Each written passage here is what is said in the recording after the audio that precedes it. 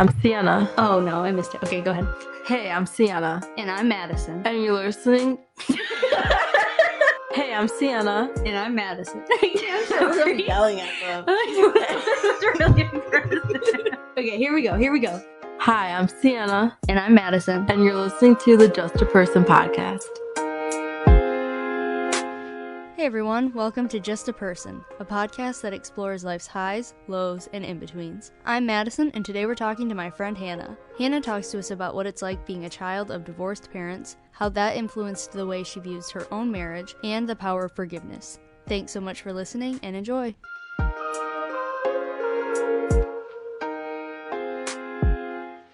Hello everyone. Hi. Hi. Hannah, welcome to our podcast. Thanks. I'm excited to be here. All right, I'm going to get things started and I'm going to pick a question. Ooh, okay. Is intelligence or wisdom more useful? I feel like wisdom is more useful just because it's something that I think speaks more into daily life. Like when you have wisdom, you have knowledge and intelligence about things like topics or different experiences, but it speaks into real life experiences. Whereas intelligence is more of, to me, my take on it is more of like facts and like being very, very smart about certain things. So I think wisdom is just more variety. Cienna, what do you think? So I kind of was thinking similar. I think wisdom is better in your own personal life because it's obviously great to be wise. But I was thinking, I kind of mentioned this to you, Madison, how I thought intelligence, I guess if you're extremely intelligent, it could be very useful. So like in terms of society, like if you could invent something really, really useful, I feel like that comes more from intelligence kind of. But me personally, I would pick being wise over intelligent every day. I feel like having wisdom is just in real life, it's so much more valuable. Yeah, I agree. I think wisdom is a lot more useful just like in living your life. Team wisdom. Yes, team wisdom. No intelligence here, just wisdom. Okay, so Hannah, do you want to just tell us a little about yourself, kind of where you're from, your family, what it was like growing up? Yeah. So I'm from Michigan. I'm currently in Jacksonville, Florida, but I was born and raised in Michigan with 3 sisters and my mom and dad. We did a lot of outdoorsy things. We loved being outside as a family, so it was a big family. Loved being with animals, doing stuff like that. We were very close to our extended family, so very close-knit. It was a Christian home. We went to church a lot, volunteered at church a lot. My parents were very involved in like our school and our extracurriculars, so very close family, and I love being in Michigan, but I like the warm weather better. So when I got to college, I left. Did you end up attending college in Florida? Is that how you get out of Michigan?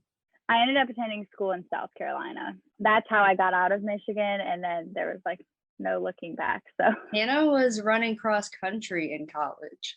Yes, yeah, that's how I got there. Oh, wow. That's impressive. She ran as far as she could from here. I did, literally. If you go like a little bit past your childhood and into middle school, what was your family dynamic like in middle school?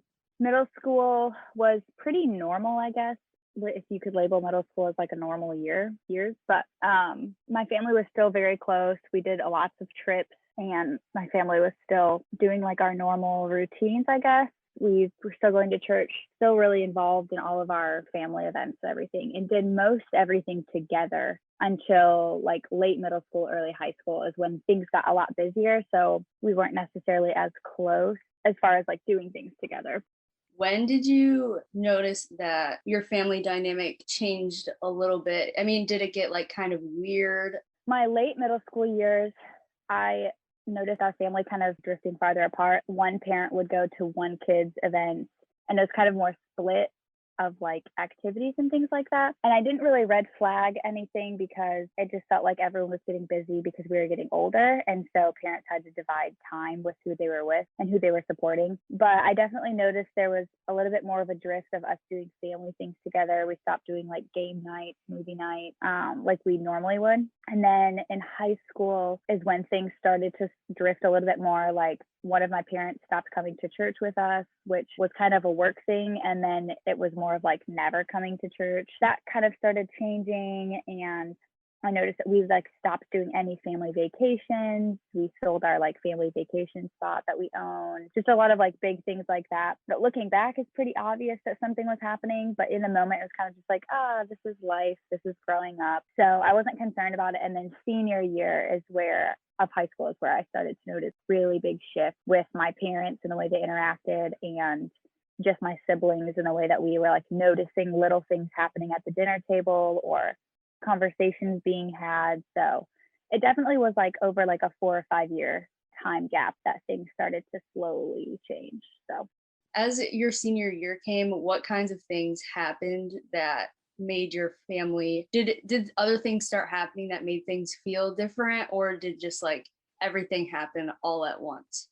In the fall, slowly things started happening. Like we stopped having family meals basically at all together. It was like too busy to do that, but we never ate meals together. One of my parents would like often come home super late and just like eat a meal that was left out. Very weird things like that. And then we noticed one of my parents started sleeping on the couch. Like we would wake up and there would be blankets or something, and they were trying to kind of cover it up of what was happening, but it was pretty obvious that something was going on. And then I left for a trip in the like winter of my senior year, and my parents called like a family meeting, which like we hadn't had in 8 years. And so I basically knew what was coming just from picking up context clues. And after that, things went pretty fast, but leading up to it, it was kind of hidden until I was a senior in high school. So I was curious. Were they kind of, would you say, like going out of their way to kind of hide what was happening to kind of protect you guys?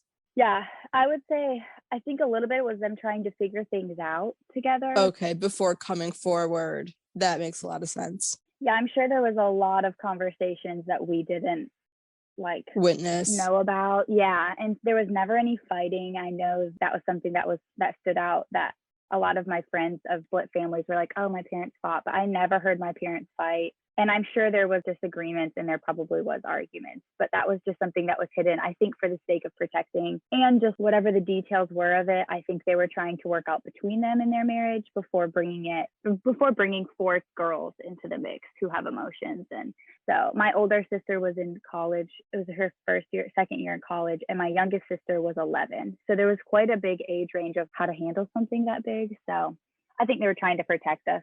Yeah, that makes a lot of sense. Kind of how you said it happened over a lot of years, but you thought nothing of it. And probably how you said lack of fighting. I feel like I wouldn't think anything really either too, because I feel like most people, when they think of divorce, they think of your parents are fighting. They're clearly not getting along. Whereas it was just kind of a very subtle shift. Things slowly started like drifting, but it wasn't this like volatile, like screaming matches. Do you wish while it was happening they would have kept you more in the loop, or are you glad that they kind of waited until it was final? Or did you ever kind of feel confused while it was happening and like wanted to like ask them about it? Oh yeah. That was I think when it first happened, I was like very confused about what was happening, even though I kind of guessed that was going to happen. It was very obvious to us that this was like a one-sided decision. My parents did not agree about the outcome of the divorce happening. And so one of my parents was like, no, this is happening. And my other one was like, I'm still trying, like I've tried. And that was communicated to us. So we were seeing the divide then, which was confusing because I wanted to know like, why are one of you very set on splitting and why is the other one like still fighting and trying to make this work? And as a senior in high school, like I'm thinking to like my future. And so I was like, I want to know what's going on. Why is this happening? What led to this? I wish they probably would have included us more as far as things are not going well right now. Just know that I and your dad are like working things out, and like even like little things like that. If they had made comments like that and kind of kept us like, marriage isn't easy and it's not perfect. And I wish we would have seen the not perfect side of it before it like blew up, basically. Because I had this idea of everything's perfect. My parents would never split. I think I like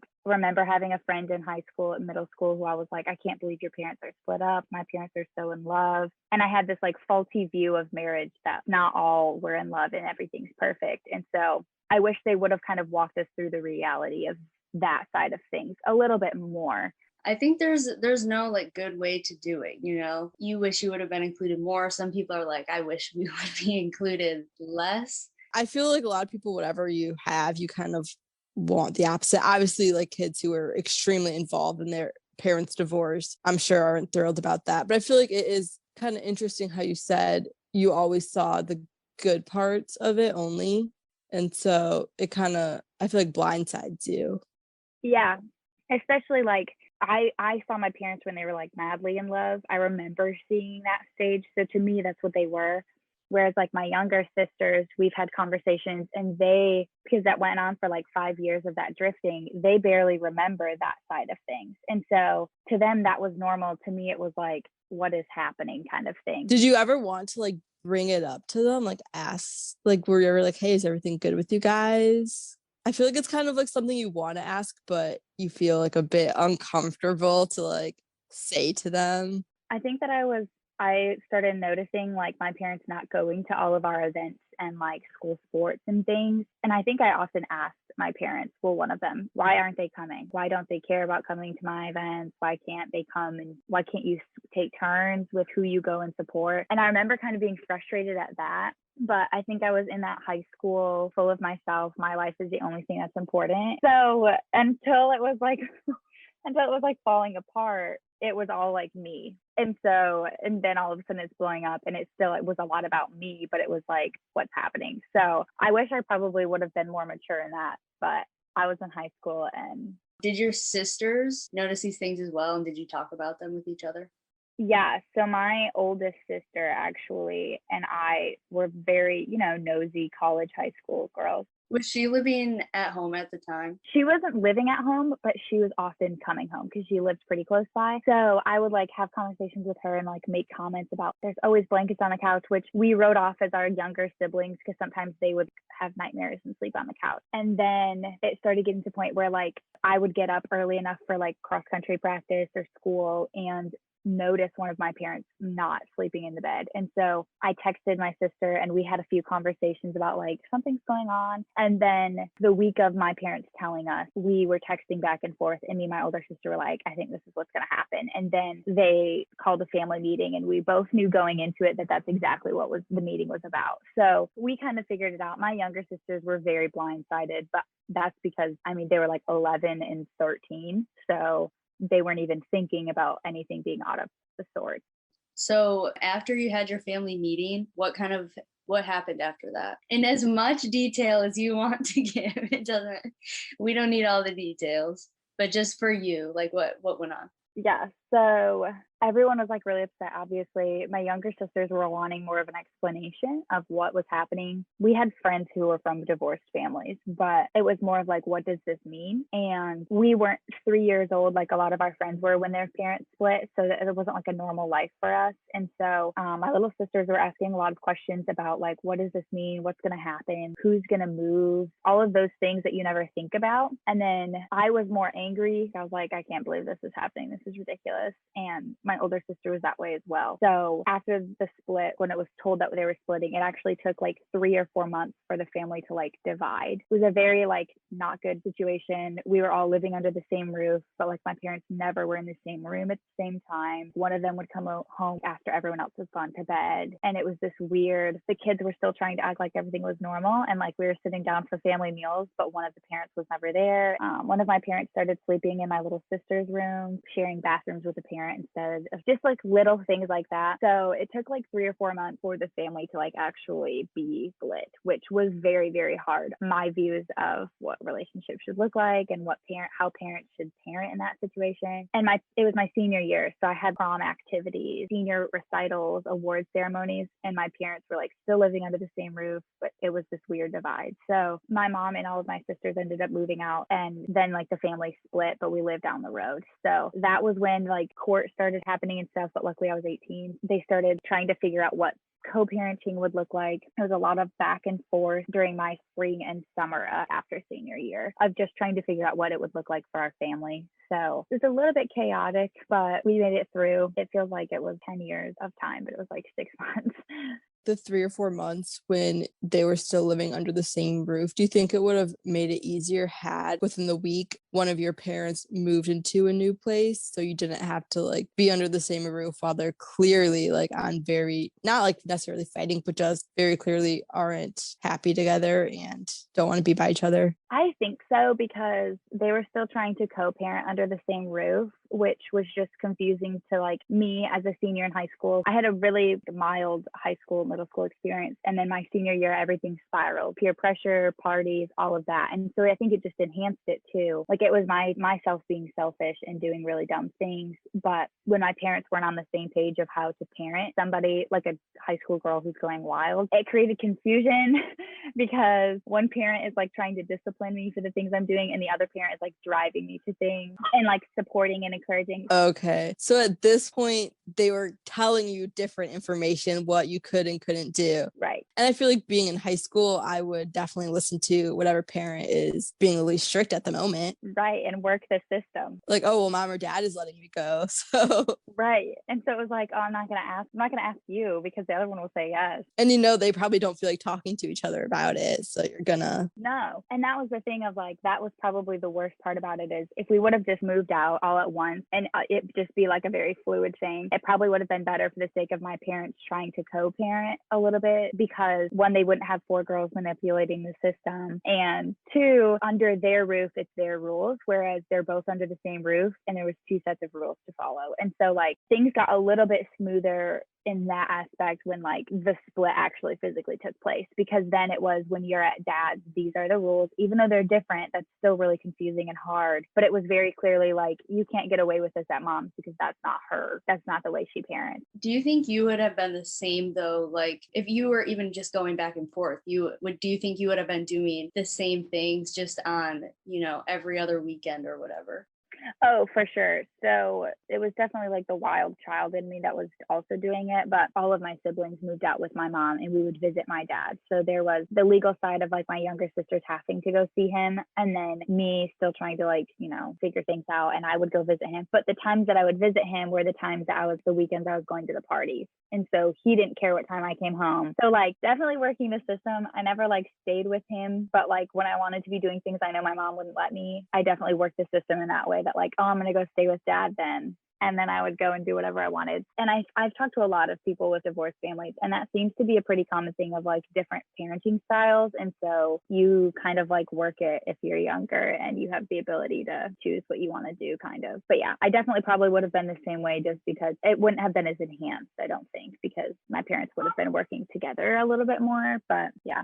My dad is a divorce attorney, and he always talks about, especially when kids are younger, that when they have 2 parents and one is a lot less strict than the other, assuming like the divorce isn't horrible and they're obviously not mad at a parent, the kids will always want to stay with that parent. Even though both of their parents are really good, they really want to stay with the really lenient parent because they can like get away with more. And when you're 13, 14, 15, 16, 17, you really want to be able to just do what you want, like go on your phone, have your friends over, all of that. So I feel like it makes it kind of hard when you have parents still, even when you're separated, enforcing different rules. It's kind of confusing, but it is nice how you said it. Once they were separated, it wasn't as bad. Yeah, it is definitely confusing, because especially because my parents growing up, they were on the same page. Like I said, they were like power team, power couple. And so we knew what their parenting styles were together and like how they ran the household as a unit. But then when the split happened, one of them very clearly was doing the opposite of the other, and everything all of a sudden was like upside down on one half of things. So that was confusing too, because you would have punished me for this 5 years ago, but now you're like encouraging it. So it was a weird thing.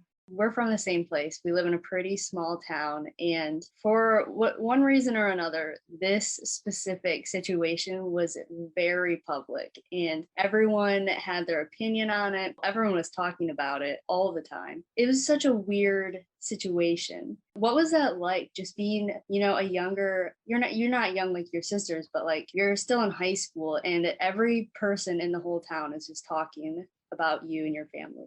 Yep.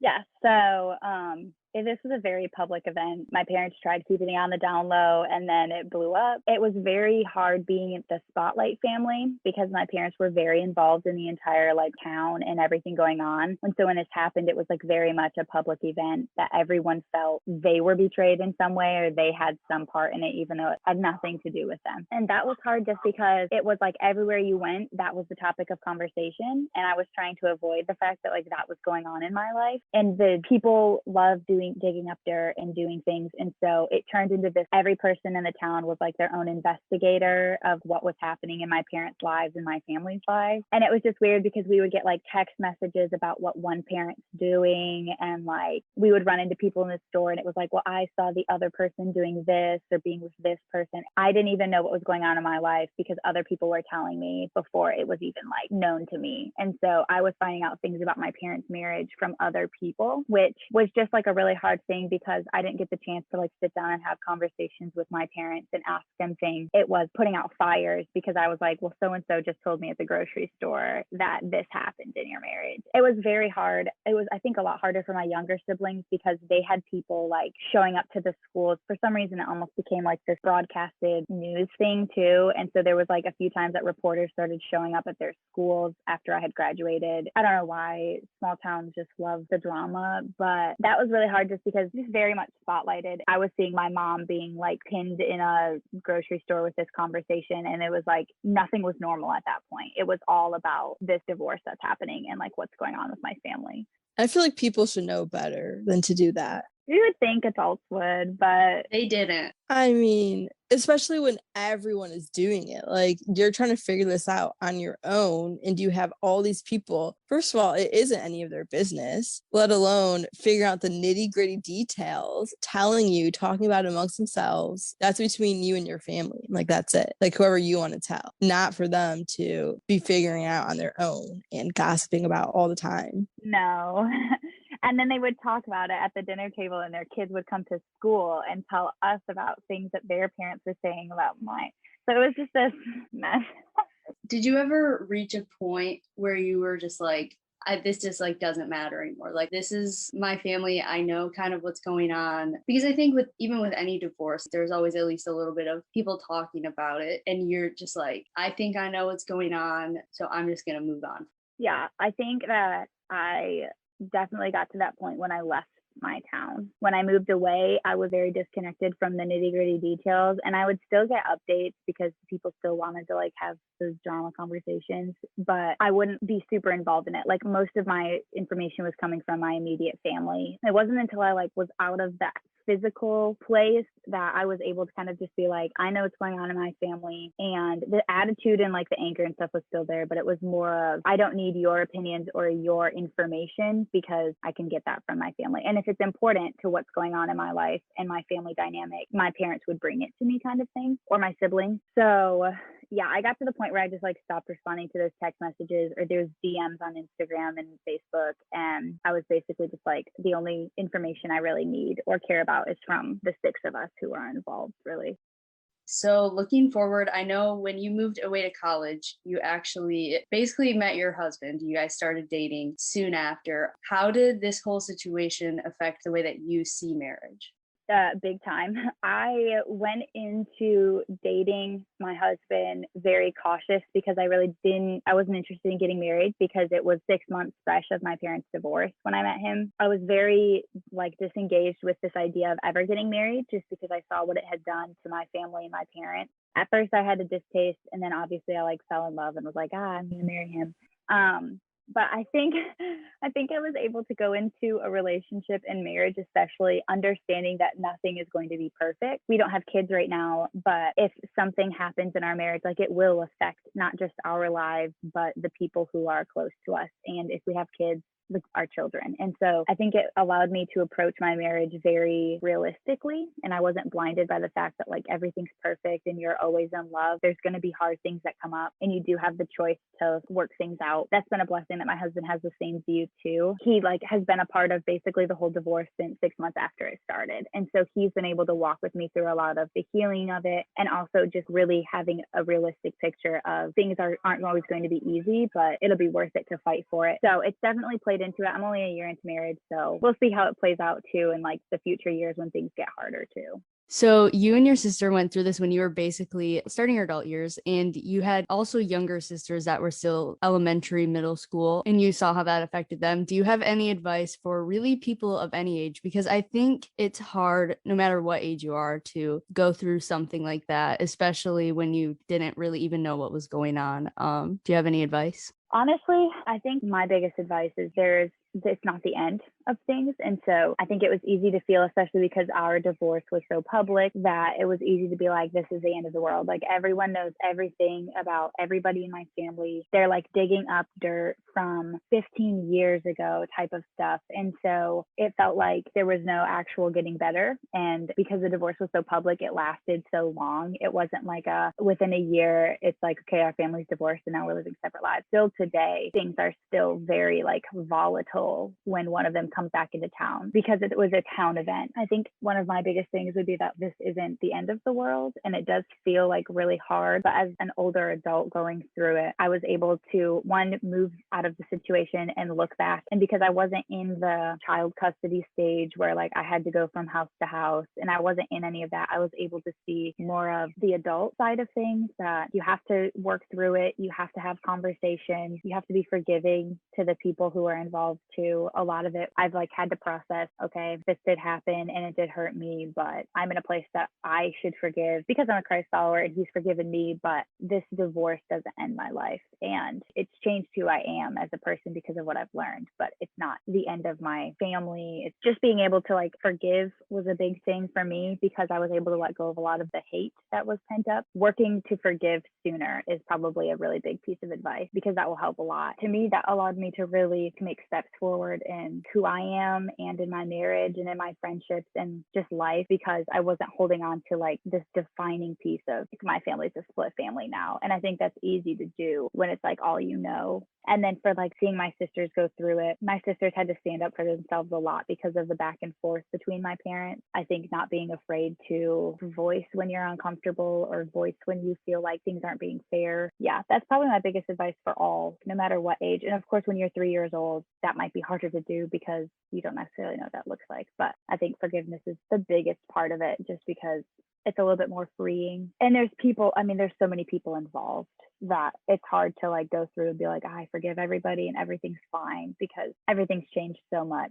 But yeah, that's probably my biggest piece of advice for sure. Yeah, I feel like forgiveness is one of like the hardest things to do. It's not like you did anything to deserve to be put in that situation, and yet you're having to forgive adults, like other people, and you shouldn't have to do it. But also, how you said, it's very freeing that they don't have a say over how you feel over your life. Like you're forgiving them for them, but also for you, which is the most important. Yeah, because I was always so angry, and like every time somebody would ask about my family, because I'm in college, they want to know more about me. I hated talking about it, and I would like get mad because that's such a big part of my family. I like would want to leave that out, and you can't. If your family is a split family, you can't just avoid that. But forgiving is just so much easier than having to be angry all the time, and it's hard because yeah, the adults aren't always acting like the adults, and they also aren't always asking for forgiveness. But I feel like that is true. It's even harder when they necessarily don't even ask for your forgiveness, and then you're like, I'm forgiving you for something that, I guess, do you have any tips on forgiveness? Because I feel like that is such a hard thing when you've been like wronged. Is there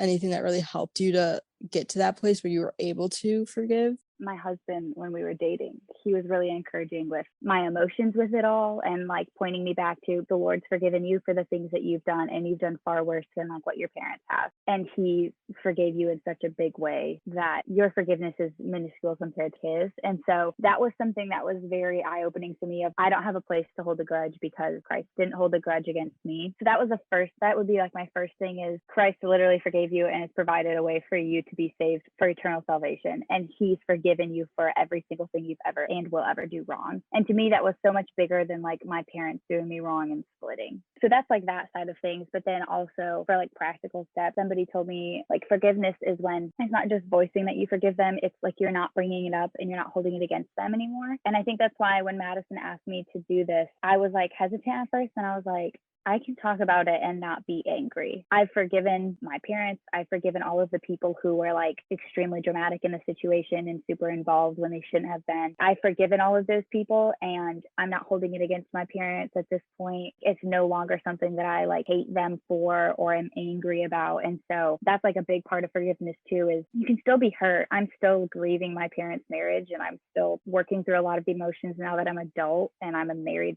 person, but I'm not holding it over their heads. It's not something that I'm bringing up to my parents anymore, or trying to like bring up the other person in conversations with one parent or another. Like, so, and I mean, both of my parents were at my wedding, and that was like a really cool thing to be able to have, even though they were split, and it was still a pretty dark time in like the divorce process. I think that's because I forgave both of my parents, that I was able to have them both there, no matter who did what or why the marriage ended. That's a big thing too, that if you've truly forgiven them, you're no longer going to hold it against them or be angry or talk really about them. I liked how you said like you were comparing it to like things you've done, and I think it is sometimes too important to remember that like none of us are perfect. I'm not perfect. I've made mistakes. Everybody messes up. And so, I mean, in my opinion, there is like a limit, but it is important to give people grace because we're not perfect. And I guess if I was in that situation, I would want the same to be extended towards me. So I kind of like how you like brought that up. That's really good advice. Somebody else also told me when I was in college, but they said, never say that you would never do something somebody else has. And I was like, I would never do that. Just like looking at the details of my parents' split. And they were like, I'm sure your parents said that too. And I actually did hear my parents talk about that. Nobody thinks they're going to do that. Yeah, I've heard my parents talk about that we would never split up. Like that would never come to that when I was younger. And I think that's why I was so confused when the divorce happened too, because I had heard that's never an option. I think that's also something I've taken from my parents being split, of like, I'm not going to look at the things they did or how they handled things and say I would never do it that way, because I'm not in their shoes and I don't know the behind the scenes of some of what happened. So even just something like that, a big piece of advice is just don't ever say you would never do something. You could say, I hope not to, or I'll do my best to not be in that situation. Never make such a strong promise of a statement, because we all have faults. So yeah, that was another thing. We're just doing the best we can. Right. Well, I know this is something we've talked about quite a bit. We've been friends for a while, but I think it's a completely different thing to come on a podcast that people you know are going to hear, and I think that can be tough, but we really do appreciate it because I think this is something that a lot of people go through. And thank you for being our guest today. Thank you. Yeah, thank you for having me. I loved being here. So I'm glad. We loved having you. All right. We'll talk to you later. Bye. All right. Bye. Thanks so much again to Hannah for being on our show today. And I just wanted to really quickly address something that she mentioned, which was that she was a little afraid to be on the show and talk about something so personal and difficult that she went through. And Cienna and I are very aware of that, of course. So we want to say a big thank you to all of our guests, past, present, future, that see the value in sharing their story, even if it can just help one person feel a little bit better or help them get through it. That's why we started this podcast. So to anyone that comes on here or shares their story with us, thank you. If you have a story you want to personally share on the show or want us to read on air, find us on Instagram, Twitter, and Facebook at justapersonpod, or send us an email at justapersonpod@gmail.com. And we'll see you next Monday with another new episode.